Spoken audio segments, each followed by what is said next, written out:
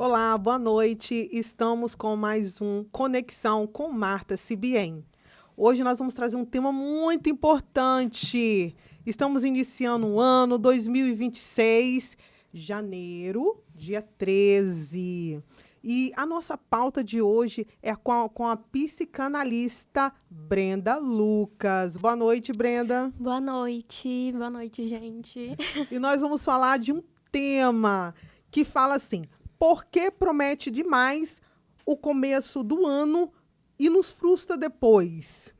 O que acontece? Todo começo do ano vem com promessas, e principalmente grandiosas, não é isso, Brenda? Sim, Mas o porquê, alguns meses depois, as pessoas começam a se frustrar. Hoje, a psicanalista Brenda Lucas vai estar falando sobre esse assunto. E fica com a gente aqui no Conexão com Marta Sibien. Brenda, seja bem-vinda muito obrigada. ao Conexão. E nós vamos falar dessa pauta muito importante. Início do ano. As pessoas, Uma lista assim gigantesca de coisas. antes de terminar 2025 já estavam, né, fazendo uma lista. Sim, sim. Como todo ano, né? E vira o ano, no primeiro dia, às vezes não consegue nem cumprir algo ali no primeiro Verdade. dia, e logo no primeiro, segundo e terceiro, assim, começa o quê? A se frustrar. Então, fala pra gente primeiro um pouquinho, né, sobre Do você. tempo, ok. Sobre você. Você é terapeuta há quanto tempo? Tem uns 4 anos já que eu fui assim para a área da psicanálise em si. Tem quase 2 e tem 1 ano que eu fui para neurociência aplicada na psicanálise. Sim. Aí, nesse meio tempo, né, eu fiz 3 anos e meio de medicina, entendi que a minha área era mais o comportamental da saúde mental e não a parte médica em si. E aí, por isso que eu fui mais pro lado da terapia. Então, você já se identificou, né, Sim, com... na faculdade de medicina mesmo foi quando eu entendi, né, que o meu negócio era mais pro lado humanizado da coisa, ter essa relação. Por mais que a gente mantenha ali a ética e o distanciamento, né, profissional-paciente, na medicina, esse distanciamento é muito maior. Então, na maioria dos casos, né? Então, dentro ali do polo terapêutico, a gente tem um pouco mais de contato e abertura. Sim, aí durante 4 anos, é isso? Durante Sim, esses 4 anos tem cuidado de pessoas, sim. né? Quanto crianças, adolescentes, Mais o adultos. público jovem, assim, adolescentes também, mas mais ali o pessoal que está entre 20 e 27 anos. Sim. Brenda, o efeito do ano novo, vida nova para as pessoas, elas acabam sempre criando um recomeço. Sim, E quando cria esse recomeço, às vezes aquela sensação de, vou mudar, vou planejar. E muitos não conseguem cumprir essas metas. Mas o que acontece? É uma fase das pessoas no início do ano, todo ano, com essa proposta? então, na verdade, eu acho que é uma cultura mundial, né, de vender aquela coisa de reset emocional. Virou o ano, pronto, pode deixar tudo para trás e aí a gente vai seguir uma vida nova e não existem problemas e a gente vai ter aquele gás para fazer tudo. Só que o nosso cérebro ele não consegue enxergar isso como uma meta, é como se ele enxergasse isso como uma ameaça, porque vai ativar toda a ansiedade, porque se eu não fiz até agora, como que eu vou resolver tudo só porque virou uma data? Nosso cérebro ele não entende. Ele não tem um botãozinho que vai mostrar, ó, é ano novo, hein? Esquece todo o resto e vambora. Não. Ele, para ele é mais um dia, digamos assim. Então, quando a pessoa ela vem com essa ideia de vou fazer tudo, vou mudar tudo, ela acaba se empolgando no planejamento, mas não consegue manter uma constância. Sim, digamos que isso seria uma motivação do cérebro, porque aí a pessoa ela já começa a ficar motivada no início do ano. Isso. Porque, assim, muitas das vezes o que, que acontece? Não são em todos os casos, mas muitas das vezes. Vai chegando outubro, novembro, quem fez, fez. Agora só depois do carnaval. É sempre assim. Aí vamos levando, vai empurrando com a barriga. Por exemplo, eu tenho muitos pacientes, inclusive, que estão na Argentina, que são estudantes de medicina. Como eu vivi um pouco disso, eu acabo ajudando bastante eles. E lá na metade do ano a gente tem algumas provas decisivas, porque lá é um período anual, não é semestral, igual aqui no Brasil. Então, às vezes, chega na metade do ano, E tem gente já querendo jogar a toalha, não vou fazer mais nada, vou recursar. Pessoas que se colocam dispostas a repetir a matéria sem nem tentar as últimas provas, só porque não atingiu a nota que esperava ou porque vai ter que fazer uma recuperação, etc. Então, acaba jogando a toalha muito antes. E aí fica falando, ano que vem eu faço. Então, o próximo ano já chega com aquela pressão de que ano que vem eu tenho que fazer acontecer e tudo tem que dar certo.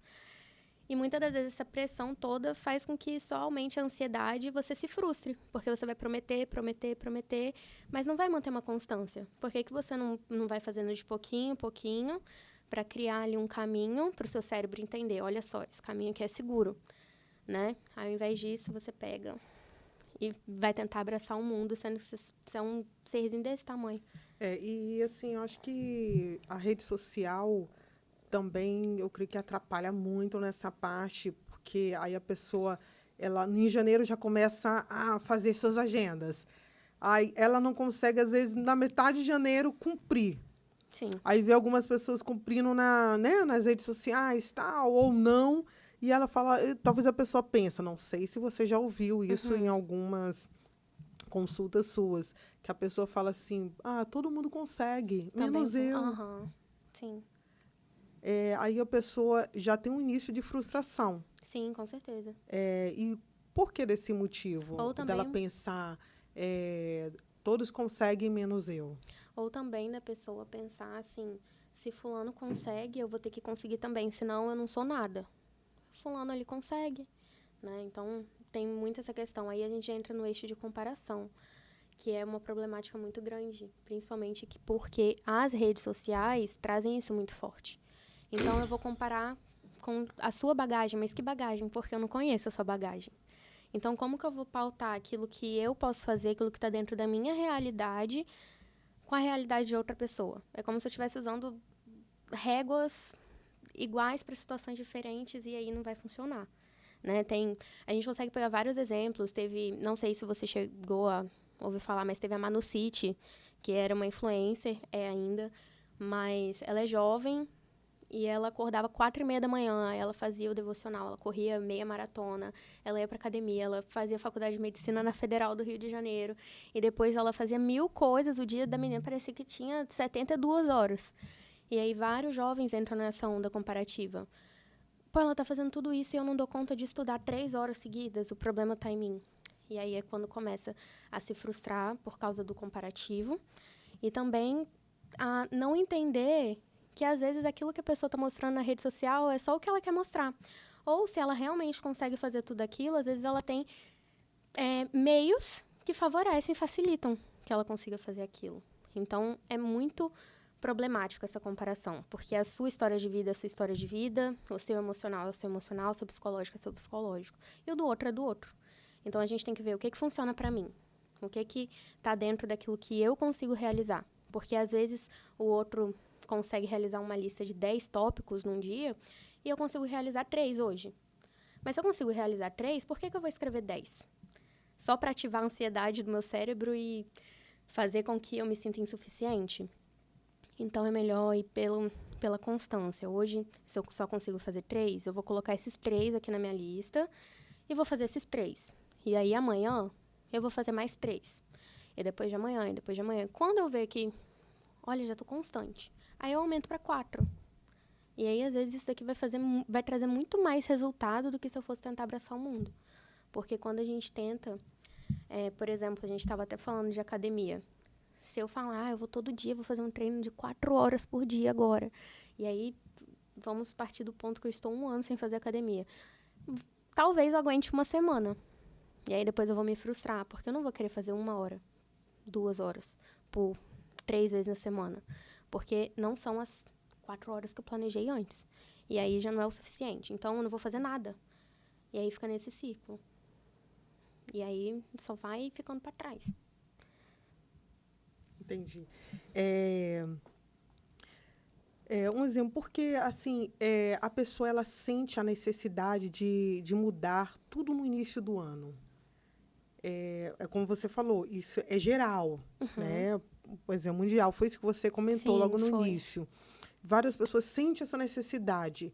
quanto a os adolescentes, principalmente as mulheres, né? Querem fazer diferente. A gente está falando aqui sobre o caso de academia, mudar o visual, Sim. fazer um curso, estudar.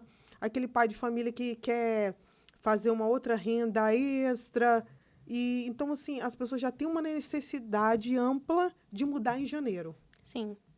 Eu acho que isso é vendido pra gente desde sempre. Principalmente aqui no Brasil. Eu sei que em outros países a dinâmica escolar muda. Mas no Brasil, por exemplo, quando que as aulas começam? Fevereiro. E aí, desde pequenininho, você já cresce que é um ano novo, escola nova, um novo ciclo. E isso vai ficando enraizado pra gente. Então, vira o ano é a oportunidade de escrever tudo novo. Só que as pessoas precisariam entender, seria, assim, maravilhoso, que amanhã pode ser um novo ano. Amanhã pode ser um novo ciclo. A gente não precisa de usar o ano novo para mudar coisas que a gente quer mudar na nossa vida. A gente pode simplesmente mudar, pouco a pouco. Não, nada muda do dia para a noite. Mas pouco a pouco a gente pode fazer isso, independente de uma data. Entendi. Um exemplo, qual o conselho que você daria para a pessoa que assim, já está no início do ano e já está frustrado com Recalcular a algo? rota. Chegar assim, não, peraí. Deixa eu recalcular a rota aqui. Porque às vezes a gente senta e escreve um monte de metas pro ano novo, mas a gente nem pensou no momento de vida que a gente tá. Né? Às vezes eu tô planejando aqui meu 2026, mas desde 2020 que eu não paro para olhar o que eu já realizei, o que eu alcancei, porque o ser humano ele tem disso também, de que quer muito. E aí quando alcança, às vezes nem percebe. Ou dá ali, comemora 2 minutos que alcançou aquilo que queria há tanto tempo e pronto, já tá partindo para a próxima. E aí nunca comemora. Então recalcular a rota, parar, prestar atenção em que momento eu tô, o que eu deixei para trás, o que eu ainda quero conquistar, porque sempre dá tempo, né? Daqui 5 anos, a gente vai estar 5 anos mais velho, independente de qualquer coisa. Então, daqui 5 anos, a gente pode estar com o corpo que tanto deseja, com o curso feito, com a viagem dos sonhos já realizada. Independente disso, o tempo vai passar. Sim, um exemplo, na sua visão, é, como diferenciar a meta saudável de uma expectativa exagerada? Como que a gente poderia alinhar essa expectativa? Eu acho que isso parte muito do ponto do autoconhecimento, né? Para a gente fazer uma comparação saudável com o que é uma expectativa das pessoas ou da sociedade sobre você, aquilo que a sociedade espera de você, ou pessoas próximas, família, etc. Às vezes a família idealiza muito, projeta muito no que a pessoa quer. Ah, eu quero que o meu filho seja isso, seja aquilo. Então, tem muito disso. Para poder diferenciar. Né? O que seria uma meta saudável? Uma meta alinhada com a realidade. Porque se a gente só fica idealizando 1000 coisas e projetando e colocando assim, sem botar o pé no chão, a gente nunca vai alcançar. E aí vem essa sensação de eu não sou suficiente, eu sempre fracasso, eu nunca dou conta, o problema sou eu. E, na verdade, às vezes é só a meta que não está alinhada com a realidade em si, né? Às vezes a pessoa, igual ganhar na Mega Sena. Todo mundo fala, ó, vou ganhar na Mega da Virada, a Mega da Virada é minha. Só que aí chega no dia seguinte, se você não ganhou, seu ano já era? Não. Você vai continuar vivendo normal. É mais ou menos isso. Só que para as metas mais acessíveis da vida, digamos assim. Sim. É, é normal, assim, perder o ritmo ao longo do ano? Você acha normal? Sim, totalmente. Principalmente por conta dessa descarga de motivação, né, exagerada, esse pico de euforia que a gente tem no início do ano. Geralmente, a gente vai perdendo gás quando vai dando agosto, né? E aí já tem aquela crendice, né, de que agosto é o mês mais longo do ano, que demora muito para passar. E aí já tá todo mundo cansado, exausto, principalmente porque vai entrando no modo automático. Você entra no modo automático, quando você vai ver, você não tá vivendo, você tá sobrevivendo no ritmo que você já tá ali adaptado. E aí vai desmotivando. É natural. Porém, quando a gente percebe e a gente tem essa viradinha de chave, a gente entende o que está acontecendo com a gente, e tudo isso é sempre através do autoconhecimento, a gente consegue perceber quando está acontecendo para recalcular. Aí a gente percebe, acho que eu estou desmotivando. Por quê? Então, o que eu posso fazer para mudar? Eu ainda estou fazendo o que eu quero, em prol daquilo que eu quero? Eu odeio fazer isso daqui, mas isso daqui vai me levar onde eu quero. Então, eu preciso de passar por esse período que eu não gosto dessa situação para alcançar lá? E aí a gente vai questionando a nossa mente. Eu acho que o que mais ajuda a gente no nosso dia a dia, junto com o autoconhecimento, é a gente se questionar. Sim, você está falando aí também de motivação. Um exemplo. O que você acha assim, o mais importante, a motivação ou a disciplina? A disciplina, a constância, 1000 vezes. Porque o nosso cérebro, né, ele sempre está ali buscando como se fosse uma economia de energia. Como se ele quer gastar o menos de energia possível. Então, ele vai fazer o quê? Vai trabalhar as repetições. Se eu acordo todo dia, 7 horas, vou lá, trabalho, nananana, ele vai indo no automático. Quando tem que fazer algo novo, a gente demanda mais energia. Então, vem aquela ansiedade, vem aquela coisa. E quando ela vem normal, ali, pequenininha, é ótimo, ajuda, mas às vezes ela passa do ponto. Ou às vezes ela vem como euforia. E aí vem um ciclo de autossabotagem. Porque quando você vai fazendo uma coisinha de cada vez, igual, ao invés de começar de cara, depois de um ano parado da academia, ou meses parado, depois de férias, depois de ceia de Natal e ceia de Ano Novo, querer voltar tudo do dia pra noite, o que eu vou fazer? Acho que eu vou na academia 3 vezes na semana, nesse primeiro mês. Aí o cérebro ele vai entendendo, opa, não é uma mudança brusca, não tem ninguém em perigo aqui, não é um alarme, não é nada perigoso. É só algo novo sendo introduzido aqui na rotina ou estamos retomando uma rotina antiga. E aí vai conseguindo manter com muito mais facilidade. E aí a motivação vai acompanhando, porque você vai tendo resultado. Sim, um exemplo, o seu trabalho é mais com a saúde mental. Sim. Um exemplo, qual o impacto dessas cobranças que você atende, que você vê nas pessoas, no dia a dia, rede social? Qual o impacto na saúde mental? Ansiedade, muita ansiedade. Hoje a ansiedade, ela tá assim, quem não tem, né? Ansiedade. Só que aí a gente tem que saber diferenciar que a gente pode estar tendo um momento ansioso e a gente pode ter um quadro, né, de ansiedade aí, só com acompanhamento mesmo para saber. A gente tem o burnout, que também foi um tema que explodiu de um tempo para cá, né, de uns 2 anos para cá, que é quando a pessoa chega ali na exaustão dela, seja psíquica, seja emocional, e aí pode acarretar a baixa autoestima. É muito comum, porque a gente fala muito daquela coisa de, não sou capaz, então eu não consigo, então o problema sou eu, ou eu sou uma farsa, porque todo mundo consegue e eu nada. A depressão, infelizmente, né, por mais que hoje em dia seja um tema até um pouco banalizado, como se não fosse nada demais, a depressão é muito presente, né, na sociedade. Então, a depressão pode ser porque junta a ansiedade, junta a baixa autoestima, a sensação de não ser suficiente, de ser substituível, aí a exaustão, pronto. Quando vê, a pessoa já está ali numa baixa emocional. Sim, você cuida em relação da saúde mental da maioria da juventude. Uhum. E hoje, assim, voltando num caso da rede social, que está sendo mais procurado pela juventude. Sim. Né? Então, assim, você recebe várias pessoas para você estar orientando, cuidando em relação à saúde mental. Sim. O que você tem para falar assim, em relação hoje à juventude nesses casos? Eu acho que o maior problema ali, né? Obviamente, não vou falar de ansiedade, depressão, transtorno, mas eu acho que uma raiz, assim, digamos, uma das ramificações seria a comparação. A comparação é muito forte, porque às vezes se compara com pai, mãe, com irmão, você compara com o colega de trabalho, o colega da faculdade, o cônjuge, se compara com famosos, se compara com todo mundo. Então, isso acaba fazendo com que os jovens entrem num looping de não sou o suficiente e que estou atrasado. Nossa, eu escuto muito isso dos meus pacientes. Eu estou atrasado, já era para eu ter conquistado isso, feito aquilo, que não sei o que não sei o que lá, e eu ainda estou aqui, eu acho que isso não é para mim, e por aí vai. Essa sensação de atrasado justamente também por essa questão do que é vendido pra gente. O que é vendido é que a gente sai do colégio, aí a gente já tira a carteira, já tem um carro, já tem um apartamento, já tem uma família, porque antigamente, com 20 anos de idade, essa família estava feita, né? E hoje, com 30 e poucos anos, é comum a pessoa estar assim, peraí, acabei de descobrir o que é que eu quero fazer da minha vida. E ainda assim as pessoas não conseguem entender que é outro tempo. mudou.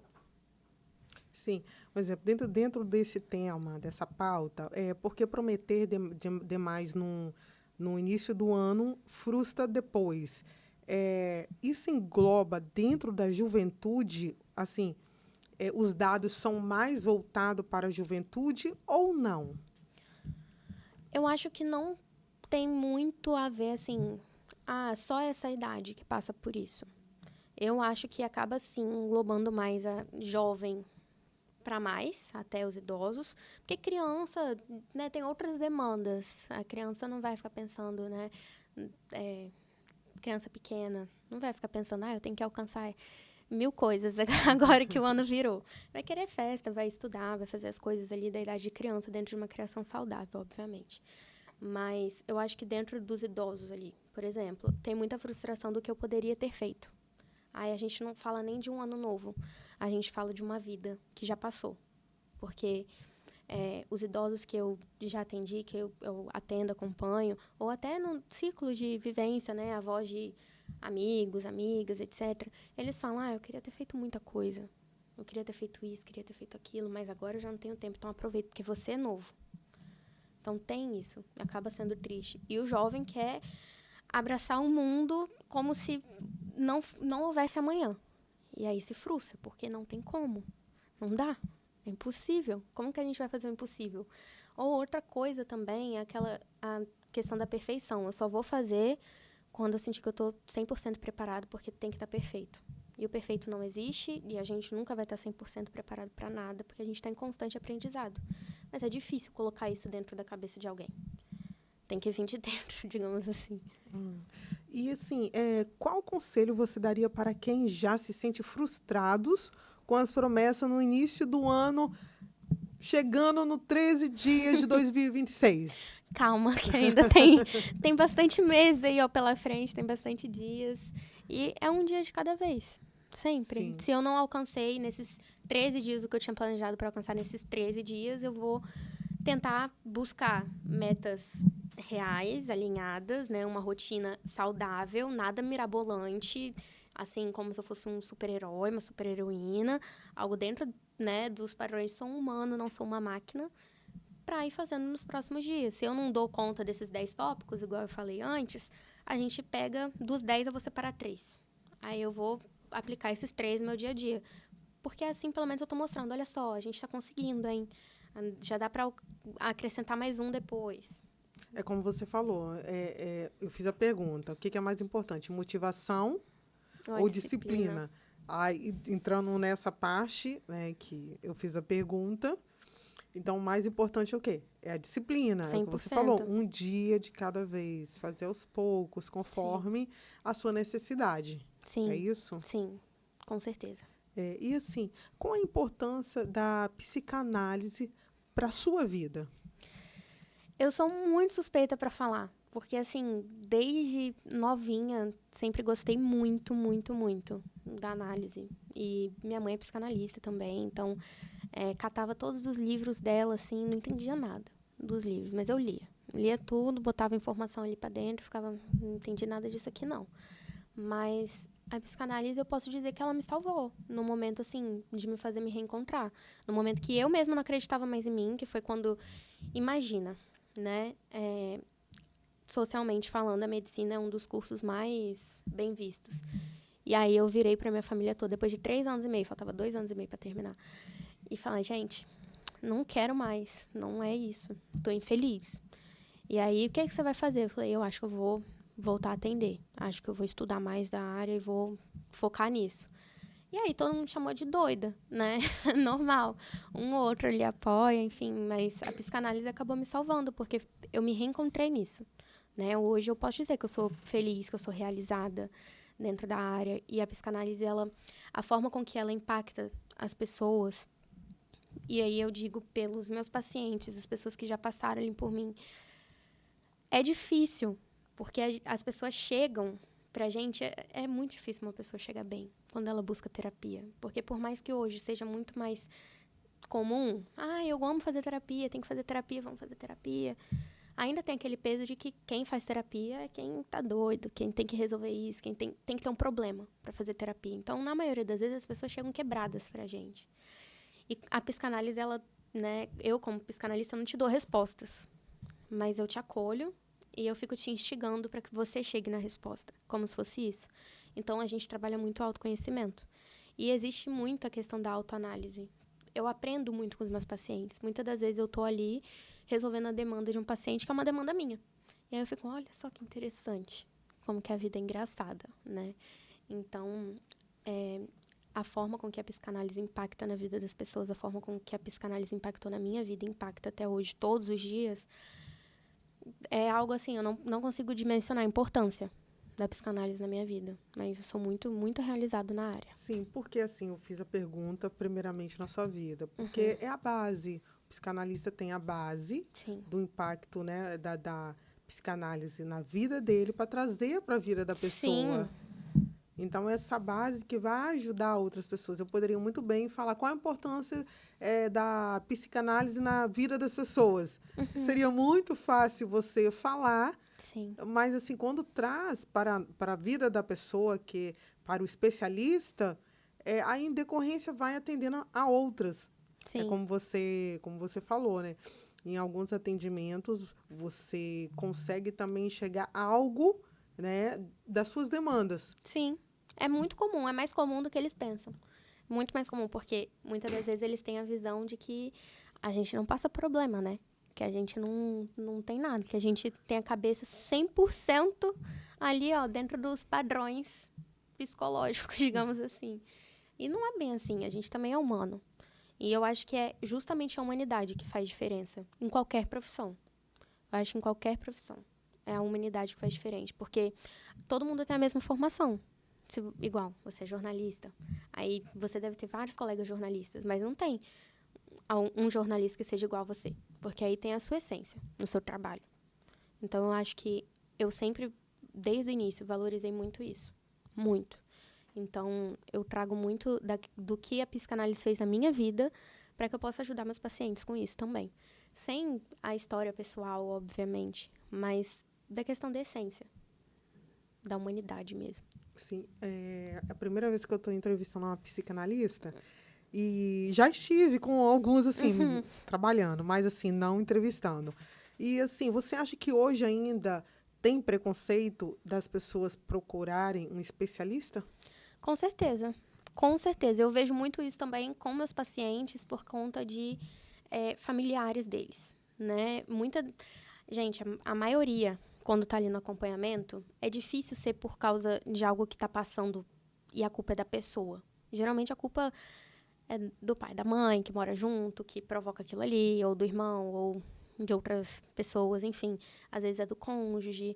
E aí a maior demanda é lidar com o que a pessoa faz. Que se a outra pessoa fizesse terapia, né, resolveria metade dos problemas da vida das duas pessoas. Mas não. Aí a pessoa tem resistência. A pessoa, não quero, isso daí é coisa de doido. A coisa mais fácil de escutar. Vou fazer nada? Não tô doido. Não tô doida. E aí não busca. E não é só isso, né? A terapia, ela também é para você trabalhar seu autoconhecimento, por exemplo. Você não precisa ter um problema. Mas aí a gente acaba descobrindo várias coisas por detrás. Vai por tabela, ninguém é perfeito. Sim. E você que está acompanhando Conexão, nós estamos aqui hoje com a psicanalista Brenda Lucas. Nós estamos com o tema Por que prometer demais no início do ano nos frustra depois? E eu fiz uma pergunta para ela, fiz várias perguntas, e uma das é sobre assim, se até hoje algumas pessoas têm preconceito em procurar o especialista, né, da psicanálise. E ela está explicando que realmente tem alguns preconceitos, mas que a psicanálise é um autoconhecimento. E fora, assim, quando você procura um especialista, é a minha visão, você vai... O que eu vejo que o especialista vai cuidar da saúde mental. Não exatamente a pessoa procurou porque está com problema. Eu não vejo dessa forma. Eu vejo um cuidado em relação à saúde mental, independente de qual situação que a pessoa se encontra. talvez a pessoa não tenha um problema assim gigantesco, mas que ela precisa apenas se posicionar, né? Assim, os pensamentos, às vezes até uma luz para ela dar continuidade a projetos, a cuidar mais da sua vida, né? Porque assim, como nós estávamos conversando aqui, é, em relação à ansiedade. Me corrija se eu estiver errada. Às vezes, assim, a ansiedade vem, né? Não sei se a maioria dos casos ela vem porque a pessoa quer fazer tudo em um dia só. Então a pessoa fica preocupada. Então é questão, como nós estávamos falando, de disciplina, Sim, né, de constância. disciplina. E isso acaba um pouco adoecendo a sua saúde mental. Não é isso? Sim, é Psicanalista. isso Então, mesmo. às vezes, a pessoa vai procurar, um exemplo, um psicólogo, um psicanálise, porque ela está tão atarefada, ela não dividiu as suas tarefas. Então, quando procura acho, que um especialista que eu acho bom, ótimo, eu creio que esse especialista vai estar orientando para a pessoa ter um norte. E em muitos casos, essas pessoas não têm um problema grande. É só uma questão de ajustar os pensamentos, né? Sim, A mente, quer dizer. sim. E o autoconhecimento, eu acho que hoje em dia é a principal ferramenta. Porque quanto mais a gente se conhece, quanto mais a gente entende, melhor a gente vai saber lidar com as nossas emoções. Então, por exemplo, eu estou.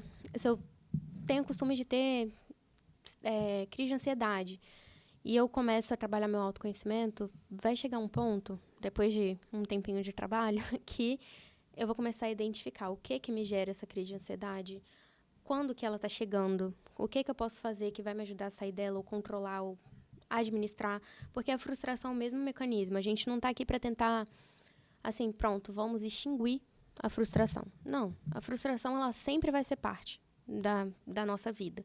A gente só tem que aprender como lidar com ela e não deixar a frustração ser algo, um buraco gigante que você vai cair lá dentro e pronto. Não, você dá a volta pelo buraco e vai ter outro, e você vai dando a volta, vai recalculando. E assim você vai lidando com essas frustrações de uma maneira muito mais saudável, muito mais madura também. Sim. Você atende mais os jovens, como você estava Sim, falando. É, e hoje em dia, assim, há uma procura muito grande em relação à juventude. sim. Você acha, assim, os pais têm procurado também é, é, é, esse atendimento para os seus filhos ou os próprios jovens que vão sozinhos? São os próprios jovens e às vezes eles vão escondido dos pais. E assim, maiores de Interessante. idade, né? Quando é menor de idade, a gente tem um acompanhamento junto com os pais, às vezes não durante a sessão, mas os pais a gente tem que dar um feedback toda sessão ali, né? Preservando, obviamente, algumas informações que não sejam essenciais para passar para o responsável, né? Claro. Mas muitos pais ainda são muito contra. Tem pais que respeitam, assim, tipo, tá, quer fazer? Beleza, mas isso aí, ó, dinheiro jogado fora. Isso aí não ajuda em nada, não. Por conta de várias crenças aí, ó, desde os tempos mais antigos, digamos. Então, os jovens estão indo porque percebe assim, gente, se eu não tiver alguém para segurar minha mão aqui, se eu não entender o que está acontecendo comigo, até porque essa necessidade de entender o que está acontecendo. Hoje em dia, acho que todo mundo tem isso mais forte. Eu não quero só que você me dê a informação. Eu quero entender por quê, quando, onde, como, né? E aí eu observo muito isso nos jovens também. Sim. Um exemplo, você tem 24 anos. Sim, Adultos já te procuraram já. e falaram assim: eu não sabia que você era tão Já, nova. já. Eu tenho, assim, pra mim às vezes é um choque, porque assim, dos meus pacientes, eu tenho 6 pacientes que são médicos. E aí eu fico assim, gente, como assim? O que que tá acontecendo, né? E por um lado dá medo e por outro valida também, né? De chegar assim, caramba, que legal. Essas pessoas estão comigo tem um tempo já, né? E aí tem gente que eu comecei a atender, estava quase se formando, aí agora já está formado, aí depois me indicou para um amigo de trabalho, que aí já é cardiologista, já está, 5 anos já, 6 anos que é formado e tudo mais. E eu falo, gente, eu sou muito nova, mas que bom que eu tô conseguindo impactar as pessoas, assim, que bom que eu tô conseguindo ajudar a ser útil. Afinal, eu acho que Esse é o sentido, né? E acontece muito uma questão de preconceito também, né? Das pessoas falarem, você é muito nova, você não sabe nada da vida.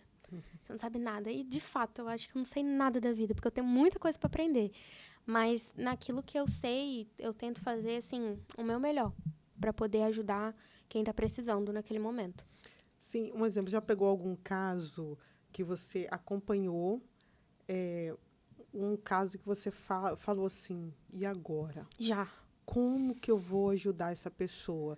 E vamos falar assim abertamente, talvez uma pessoa que estava ali naquele momento que era o tudo ou nada, Uhum.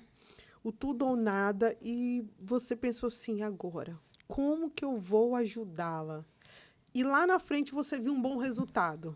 Eu recebi uma mensagem que a pessoa falou, eu vou tirar minha vida. Em outras palavras, obviamente. E quando eu recebi aquela mensagem, eu acho que eu vi de perto a dimensão do meu trabalho, daquilo que eu faço. Era uma paciente que fazia acompanhamento psiquiátrico também, mas o acompanhamento com o psicólogo, o psicanalista, o terapeuta, enfim, acaba tendo mais proximidade, porque você vê toda semana. O psiquiatra, geralmente, você vê uma vez ao mês, a cada 2 meses. Então, era como se eu fosse ali a ponte dela. Quando é um paciente assim, num quadro mais severo, a gente tem um contato da família. Recebi a mensagem, num telefone eu estava com ela, no outro telefone estava ligando para responsável dela, que estava em outro país. Então foi uma situação assim bem delicada. No final, assim, ela tá muito bem, ela já recebeu alta, ela tá tranquila agora. A gente conversa, vira e mexe, essa semana a gente bateu um papo ali, trocou uma ideia, tá conseguindo seguir os objetivos dela, tá com tudo mais controlado, tá tomando os medicamentos certinhos que o psiquiatra passou e desde aquela vez ela nunca mais teve uma recaída daquela forma.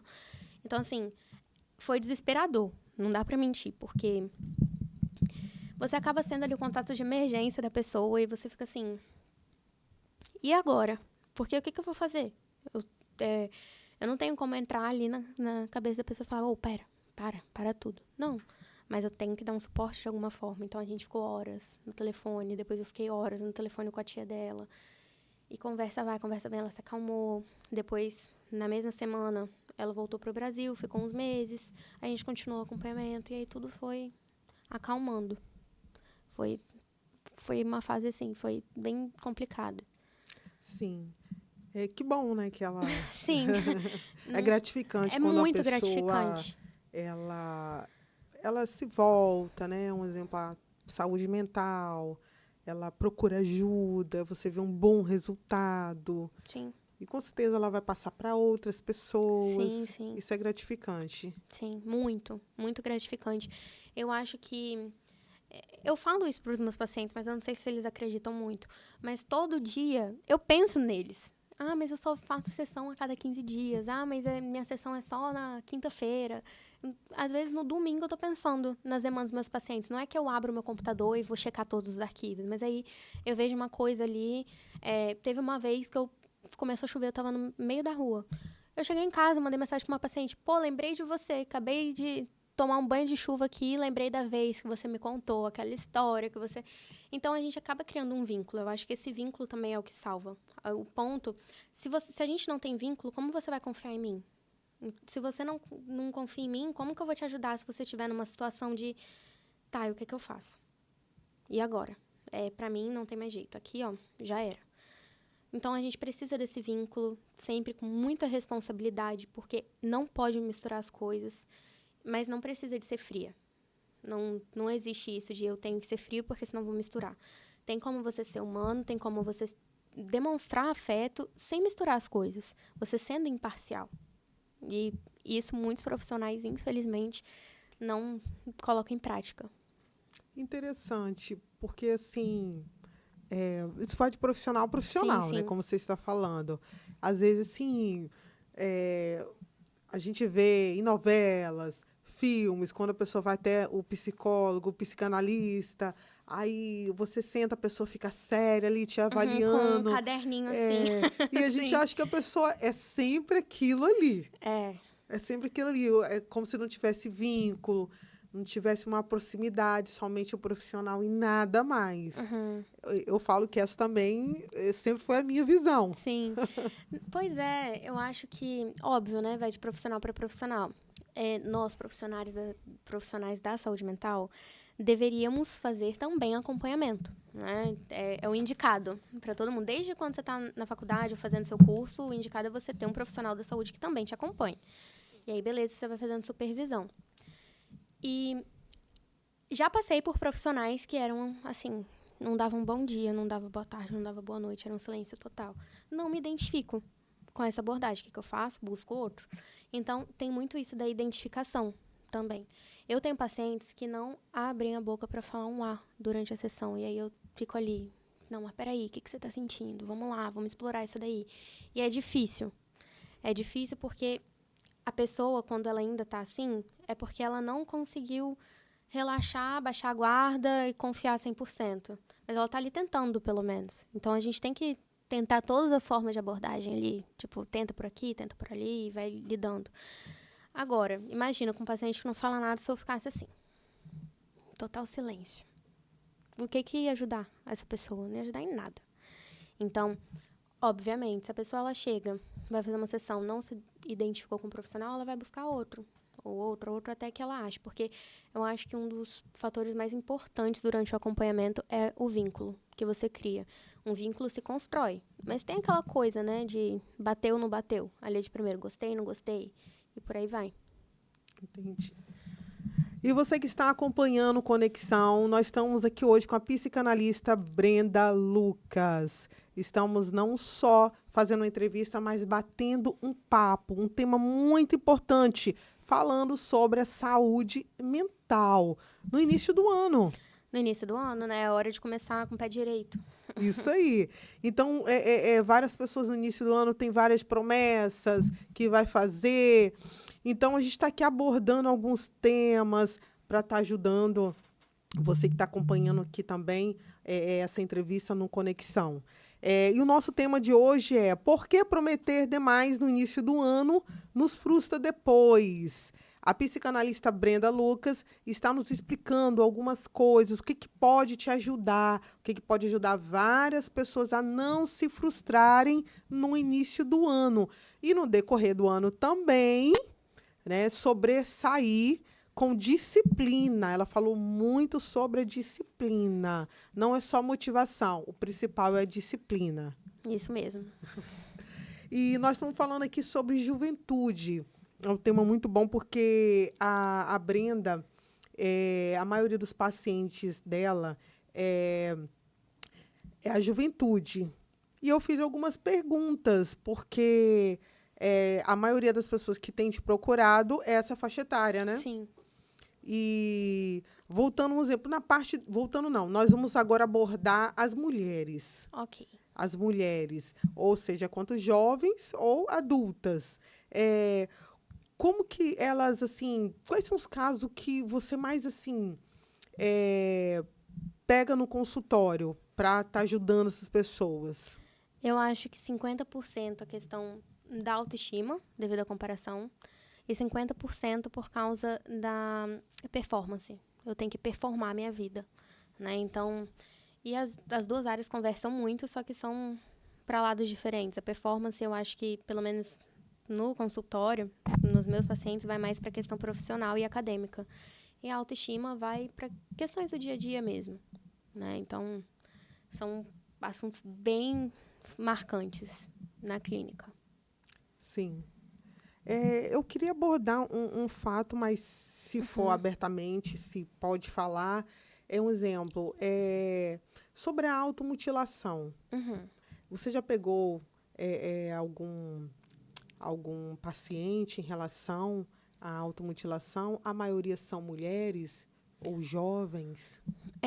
Já peguei pacientes com histórico de que na adolescência, né, praticou a automutilação.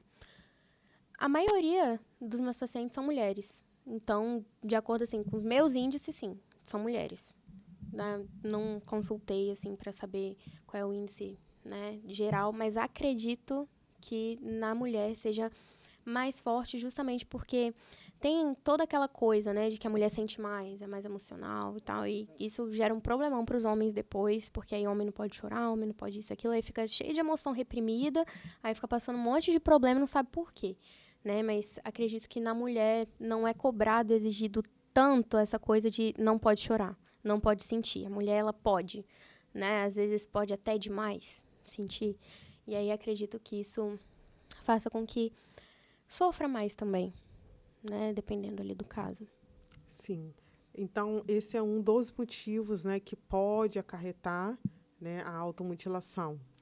Eu acho que na adolescência, coisas que frustram muito, né, tem muito aquela questão, atenção de pai e mãe, bullying na escola, a questão de quando você está tendo o seu primeiro contato ali com o amor romântico, a primeira paixonite, e aí você acha que o mundo vai acabar se você não ficar com aquela pessoa. E são dores reais, e infelizmente muitos pais ou responsáveis invalidam essas dores, porque assim, você não tem um boleto para pagar, tá chorando, tá sofrendo por causa disso, e aí invalida, e aí a criança não se sente, adolescente não se sente acolhido, e aí vai buscar um meio de transferir a dor que tá na mente, que tá ali dentro, pro lado de fora, porque é muito mais fácil na linha de raciocínio, né, desses casos, lidar com a dor física, porque eu me cortei. E aí eu vou passar um remédio e vou esconder esse corte, vou botar aqui, ó, e pronto. Vai parar de doer um pouquinho aqui dentro. Só que não para de doer ali dentro, porque não é processado aquela emoção. Você não acolheu, você não resolveu, você não fez um acompanhamento, e aí depois você torna a fazer. Por isso que são casos até mais delicados, porque a automutilação, ela pode agravar. E a gente vê vários casos aí de adolescentes que tiram a própria vida.